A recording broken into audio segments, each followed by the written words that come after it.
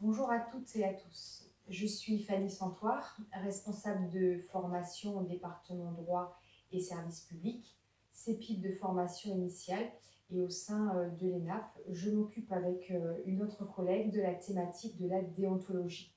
Vous n'avez pas pu participer physiquement à ce cours. C'est la raison pour laquelle je vous propose deux formats différents de cours à distance pour avoir les éléments les plus complets possibles sur cette thématique. La notion de déontologie ne vous est pas inconnue puisque vous disposez de votre propre code de déontologie, outil essentiel pour l'exercice de votre profession.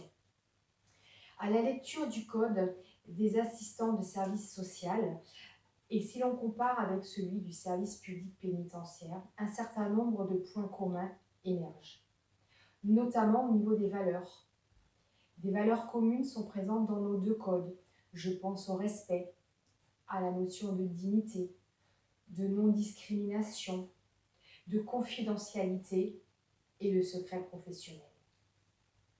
Votre code de déontologie détermine votre intervention auprès des usagers, à savoir les rendre acteurs de leur propre réinsertion, acteurs de leur changement, de faire une évaluation complète avant de poser une réponse et la recherche de l'interdisciplinarité.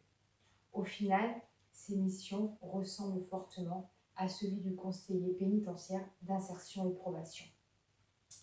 Mais au travers de ces deux codes, il y a également un certain nombre de différences. La valeur d'indépendance est importante chez les assistants de service social, puisque vous pouvez décider la poursuite ou l'arrêt du suivi.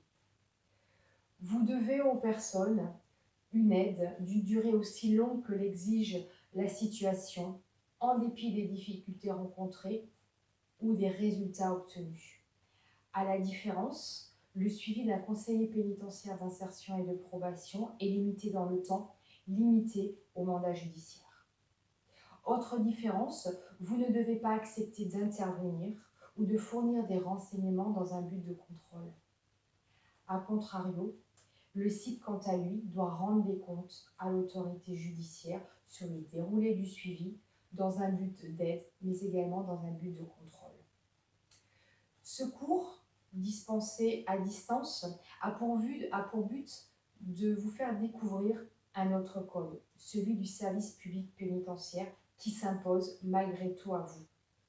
Il devra permettre d'adapter nos cultures qui peuvent sembler sensiblement différentes dans un seul objectif. Accompagner les personnes placées sous main de justice, prévenir les difficultés sociales qu'elles pourraient rencontrer et d'avoir un éclairage commun sur la situation sociale de la personne dans un but de préparation à la sortie et de prévention de la récidive.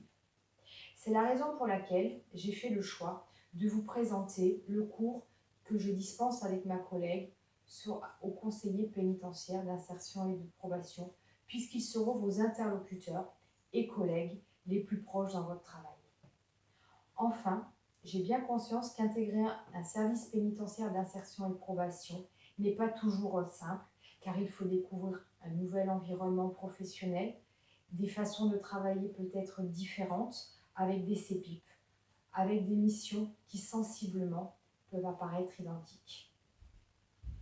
Vous pourrez échanger sur ces difficultés que vous avez peut-être rencontrées depuis votre intégration en SPIP et partager vos réflexions et vos situations concrètes lorsque vous viendrez à l'ENAP d'ici la fin de l'année.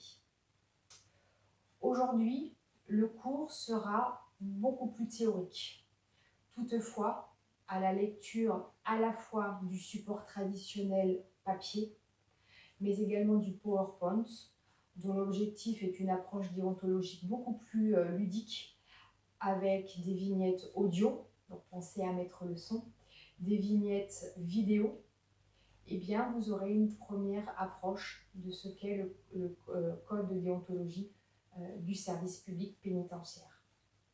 Toutefois, si ces questions ou des questions vous traversent l'esprit, un forum sera ouvert à partir du 29 juin forum où vous pourrez poser vos questions, questions auxquelles je répondrai avec le plus grand plaisir.